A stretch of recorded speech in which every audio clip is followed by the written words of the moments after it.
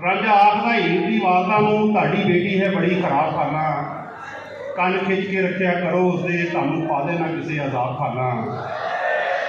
ਤੇ ਕਾਲਜ ਜਾਂਦੀ ਹੈ ਸਾਈਕਲਾਂ ਮੋਟਰਾਂ ਦੇ ਏਡੇ ਦੀ ਵੰਨ ਸਵੰਨਿਆਂ ਮੁੰਡਿਆਂ ਨਾਲ, ਕਦੀ ਦੇਸੀ ਦਰਖਤਾਂ ਦੇ ਨਾਲ ਜਾ ਕੇ ਲੈ ਕੇ ਜਾਂਦੀ ਹੈ ਨਾਲੇ ਗੁਲਾਬ ਖਾਨਾ। ਤੇ ਰਹਿੰਦੀ ਟਸ਼ਨ ਮਸ਼ਨ ਜਿਵੇਂ ਹੈਡ ਮਿਸਟਰਸ, ਹਰ ਬੰਦੇ ਤੇ ਪਾਉਂਦੀ ਹੈ ਰੋਬ ਐਵੇਂ। एजुकेशन की तरह नहीं ध्यान नाले आती एक नहीं इनू किताब खाना,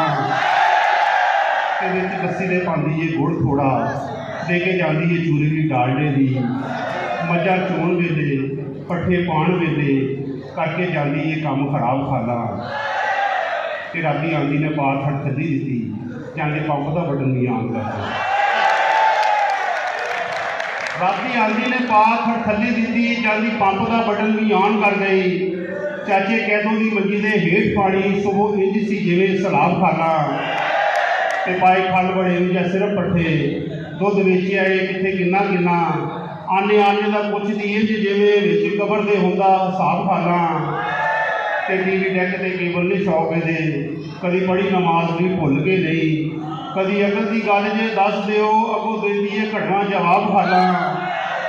ते छड़ी अफसरी दिता रिजाइन दफ्तर, पिछे हीर देश बर्बाद हो गए, जो तन ते मन का रोग लैके की मझा नलाउण की जॉब खाना। मैं जी नेक शरीफ हसीन भी हाँ, 12 साल तो तुहाडा कमीन भी हाँ, मेरे नाल जो उसका ब्याह कर दो थानू होवेगा बड़ा सवाब।